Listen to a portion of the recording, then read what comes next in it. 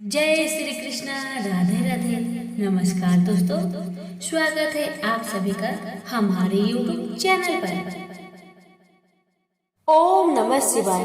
हर हर महादेव। माता पार्वती की जय, गौरी गणेश की जय। भक्तगणों, आज सोमवार के दिन आप सभी श्रवण करेंगे श्री शिव महापुराण प्रथम वेदेश्वर संहिता।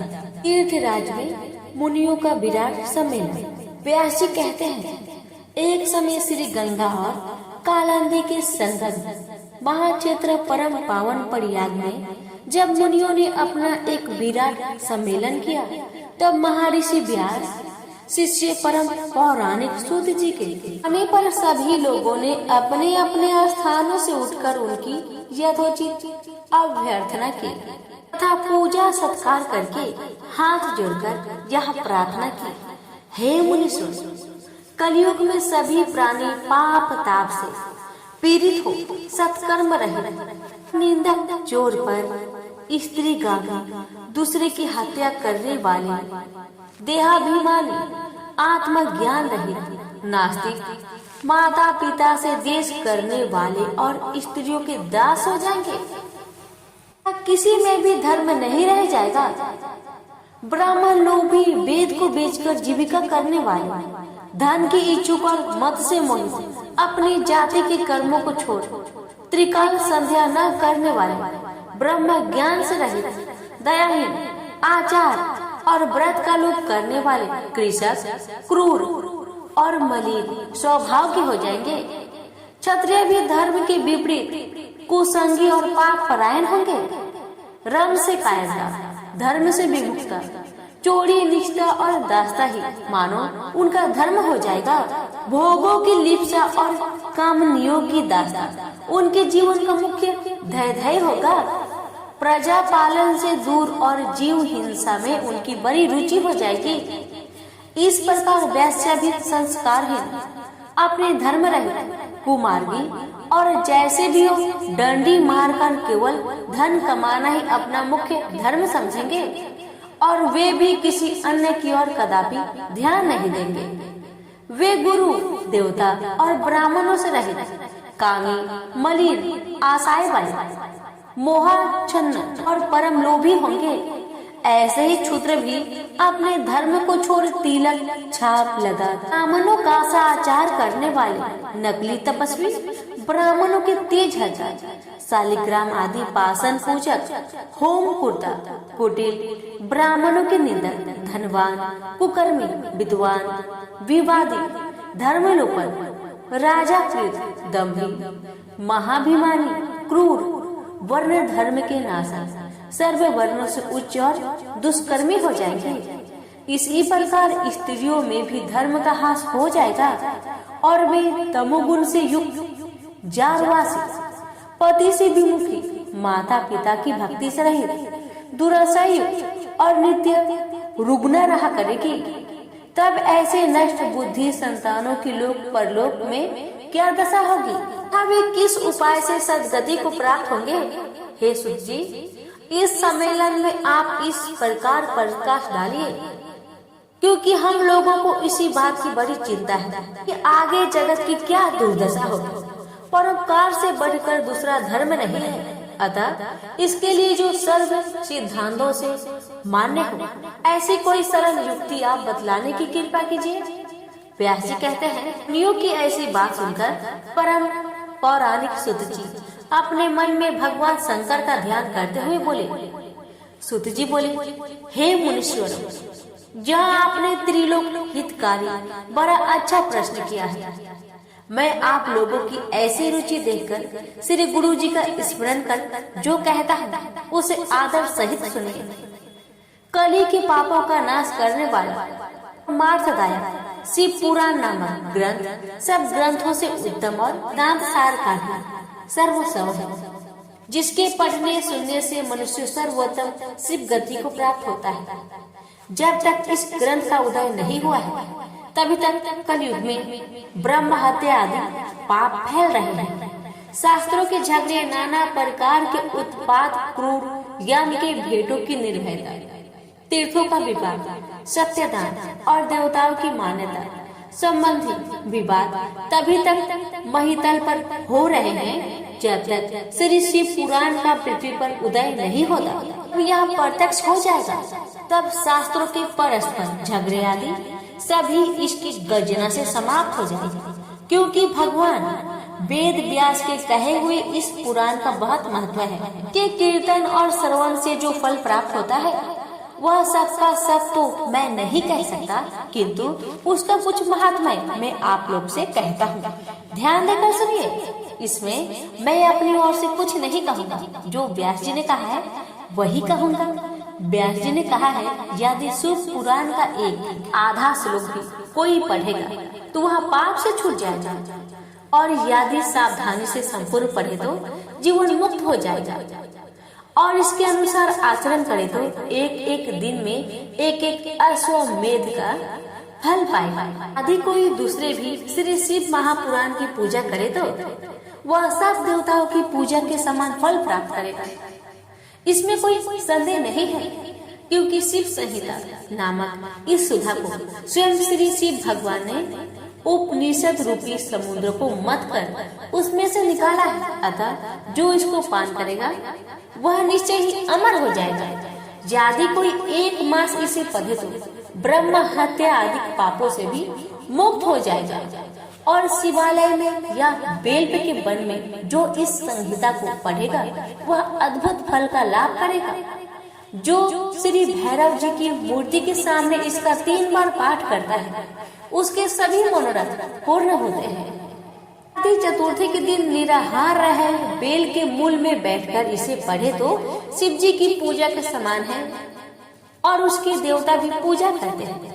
इसमें शिव जी के दिए हुए अर्थ, धर्म, काम और मोक्ष चारों पदार्थों का विवेचन और उनकी प्राप्ति के उपाय तथा शिव जी की लीला और विज्ञान सब कुछ निहित है। अतएव यह सब प्रकार से आदरणीय है। वेद और श्री ब्रह्मा जी के सम्मति के अनुसार श्री शिव जी ने ही पहले इस श्री शिव महापुराण की रचना की, जिससे पहला विधेश्वर संहिता, दूसरा रुद्र संहिता, तीसरा विनायक संहिता, चौथा उमा संहिता व मात्र संहिता, छठा एकादश रुद्र संहिता, सातवां कैलाश संहिता, आठवां सत रुद्र संहिता, नौवां कोटि रुद्र संहिता, 10वां सहस्त्र कोटि रुद्र संहिता, 11वां वायव्य संहिता और 12वां धर्म संहिता।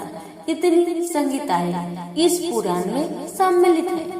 ये सभी पुण्यतर है। इसमें पहला विधेश्वर, दूसरा रुद्र, तीसरा विनायक, ये तीनों संहिताएं 10-10 हजार तथा उमा और मात्र ये दोनों 8-8 हजार और एकादश रुद्र संहिता 13,000, कैलाश संहिता 6,000, सतरुद्र 3,000, कोटि रुद्र 9,000, सहस्त्र कोटि रुद्र 11,000, वायव्य संहिता 10,000 और धर्म संहिता 12,000, कुल 1,00,000 श्लोकों का यह शिव महापुराण है। परंतु इसे शिव जी ने अब केवल 24,000 का ही सबके लिए रख दिया है, और पुराणों में यह चौथा पुराण कहा गया है।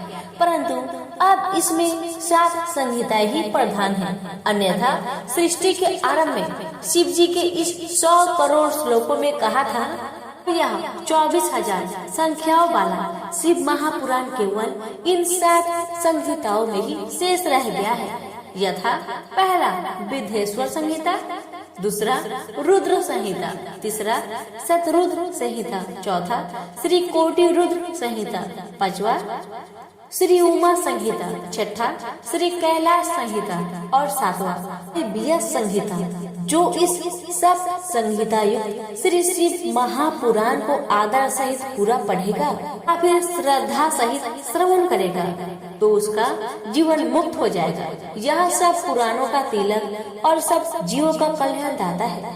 इसमें वेदांत और विज्ञान सब कुछ पूर्ण रूप से निहित है। इसे परम आदर से पढ़ने वाला शंभु प्रिय हो परम गति का लाभ करता है। को ब्रह्मा जी का उपदेश। व्यास जी बोले, सूत जी के ऐसा कहने पर उन समस्त ऋषियों ने कहा, हे महामुनि सूत जी, यदि आप हमें अद्भुत वेदांत सार महाशिव पुराण सुनाते तो बड़ी कृपा होगी। तो उसे ऐसा सुनकर शिव जी का स्मरण करते हुए सुत जी प्रसन्न होकर बोले, अच्छा तो अब आप लोग इस अनामय शिव महापुराण को ही सुनिए, जो समस्त वेदों का सार है, जिसमें भक्ति, ज्ञान और वैराग्य तीनों का वर्णन है। हे ऋषियों, पूर्व समय में जब पुनः पुनः का क्षय होता गया और उसके पश्चात जब इस कल्प का प्रादुर्भाव हुआ, तब सृष्टि संबंधी कार्यों के आरंभ होने पर सठ कुलीन अर्थात 6 कर्मों करने वाले उत्तम कुल के मुनियों में यह मतभेद उत्पन्न हो गया कि यह सबसे पर है या नहीं। तब इसके निर्णय के लिए वे लोग ब्रह्मा जी के पास आए। ब्रह्मा जी ने कहा, जो सबसे पहले उत्पन्न हुआ और जिसमें मन वाणी का कोई गम नहीं तथा जिससे ब्रह्मा, विष्णु, रुद्र, इंद्र आदि महाभूतों और इंद्रियों आदि से संयुक्त सारे जगत की उत्पत्ति होती है, वही सबसे पर है और वह सर्वज्ञ जगदीश्वर महादेव जी, जो परम भक्ति से दिखाई पड़ते हैं तथा रुद्र आदि सभी देवता जिनके दर्शन की अभिलाषा रखते हैं। आदि क्या कहूँ, जी की भक्ति से संसार का जाल कट जाता है। उनके प्रसाद से भक्ति और भक्ति से ही उनके प्रसाद की प्राप्ति होती है। जैसे बीज से अंकुर और अंकुर से बीज की उत्पत्ति होती है। अतः हे ब्राह्मणों, लोग महादेव जी का प्रसाद पाने के लिए 1000 वर्ष का दीर्घ यज्ञ कीजिए, जिसमें शिव जी की कृपा से आपको साध्य और साधन का ज्ञान होगा। इस पर मुनियों ने पूछा, हे सुत जी, यह साध्य और साधन क्या होता है? ब्रह्मा जी ने कहा, साध्य शिव पद है और साधन उनकी सेवा करना है, परंतु इसके लिए साधक को सर्वथा ही निष्क्रिय होना पड़ेगा। जब इस प्रकार वेद विधि से भगवान शिव की आराधना होती है, तब परमेश पद की प्राप्ति हो जाती है और जो जैसा करता है उसे वैसा फल प्राप्त होता है। इस संबंध में स्वयं शिव जी ने भी कई निर्देश दिए हैं। कानों से सुनना, वचन से कहना, मन से मनन करना भी एक महान साधन है, क्योंकि वे महेश्वर सर्वथा ही सुनने, कीर्तन करने और मनन करने योग्य है। अतः साध्य तक पहुँचना हो तो साधन में डट जाना ही आवश्यक है। प्रत्यक्ष का ही विश्वास होता है। अतः बुद्धिमान को चाहिए कि पहले गुरु मुख से श्रवण कर, कीर्तन और मनन द्वारा शिव योग को प्राप्त हो। संभव है कि साधन में पहले तो कुछ कलेश प्रतीत हो, परंतु पीछे आनंद मंगल ही प्राप्त होता है। सुनेंगे सनत कुमार व्यास संवाद। इस पर मुनियों ने पूछा, हे सुत जी, श्रवण और मनन क्या है तथा कीर्तन कैसे किया जाता है? ब्रह्मा जी ने कहा, ईश्वर के रूप, गुण, नाम और उनके विनाशों में अपनी पूजा और जप से रुचि बढ़ाना तथा निरंतर अपनी युक्तियों सहित अपने मन को उनके सम्मुख रखना मनन है। और श्री पर ब्रह्मा महादेव जी अथवा शंभु भगवान के नाम का बारंबार जप करना कीर्तन है। था दृढ़ को भगवान संबंधी शब्दों को कानों से सुनना और उसे चित्त में स्थिर करना श्रवण है। जब सत्संग में बैठकर भगवान श्री महादेव जी की कृपा से श्रवण और कीर्तन कर ले, तब उसका मनन करें और वही सर्व उत्तम मनन है, जिससे आत्मा पवित्र हो जाती है।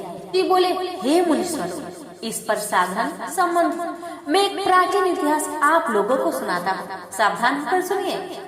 एक समय जब सरस्वती नदी के तट पर मेरे गुरु पराशर पुत्र भगवान वेद व्यास जी तप कर रहे थे, तो सनत कुमार जी ने आकर उनसे निकट बैठकर पूछा, हे भगवान, शिव जी तो प्रत्यक्ष सबके सहायक है, फिर आप ऐसा तप क्यों कर रहे हैं? व्यास जी ने उत्तर दिया, मुक्ति के लिए।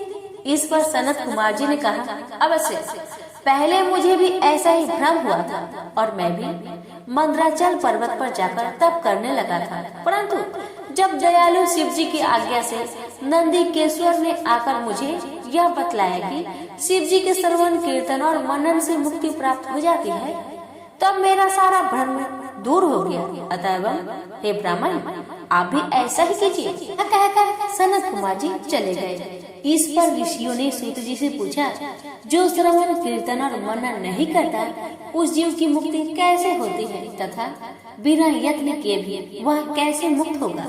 यहाँ पर सुनेंगे लिंगेश्वर परिचय। सूत जी बोले, हे ऋषियों, श्रवण कीर्तन और मनन में आसक्त प्राणी यदि शिव जी की लिंग बैर की स्थापना कर नित्य उनकी पूजा किया करे तो वह संसार सागर से तर जाता है। मुनियों ने कहा, यह कैसे? बैर मात्र में ही सब देवताओं की पूजा कैसे संभव हो सकती है और सर्वदा लिंगेश्वर के द्वारा शिव जी कैसे पूजे जा सकते हैं? श्री सूत जी बोले, हे मुनीश्वरों, इसके लिए भी स्वयं महादेव जी ने ही कहा है, किसी अन्य ने नहीं। मैंने गुरु के मुख से यही सुना है कि एक शिव जी ब्रह्म रूप और निष्कल अर्थात कला रहित और कला सहित भी है। इस निष्कल में निराकार लिंग की प्रधानता है, परंतु वे सभी कलाओं से संयुक्त है। इसलिए शिव का आकार वैर स्वरूप भी हो जाता है और इस आकार और निराकार से ही शिव जी संज्ञक भी हो जाते हैं। इसी से लोग उनकी दोनों स्वरूप की पूजा करते हैं। अन्य देवों में यह तत्व नहीं है। कारण है कि वे निष्कल लिंग के रूप से पूजित नहीं होते। ब्रह्म पदवी तो केवल शंकर जी को ही प्राप्त है।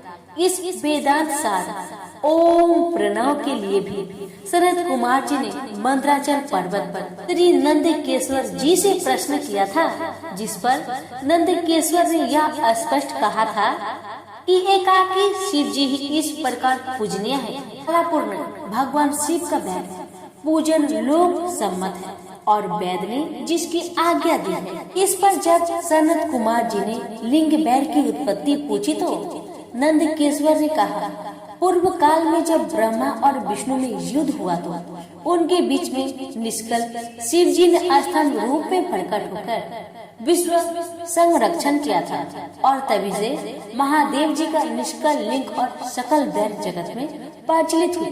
वैर मात्र को देवताओं ने भी ग्रहण किया। इससे शिव जी के अतिरिक्त वैर लिंग से देवताओं की पूजा होने लगी और वही उसका फलदाता हुआ। परंतु शिव जी के लिए लिंग और वैर दोनों ही पूजनीय हुए और जिसे कल्याणमय भोग और मोक्ष दोनों ही प्राप्त होने लगे। सुनेंगे ब्रह्मा विष्णु संग्राम। श्री नंदकेश्वर बोले, पूर्व समय में जब श्री विष्णु जी अपने सहायकों एवं अनुचरों सहित श्री लक्ष्मी के साथ शेष शैया पर शयन कर रहे थे, तब ब्रह्म वेताओं में श्रेष्ठ ब्रह्मा जी स्वयं ही वहाँ जा पहुँचे और विष्णु को पुत्र कहकर पूछने लगे कि तू कौन है?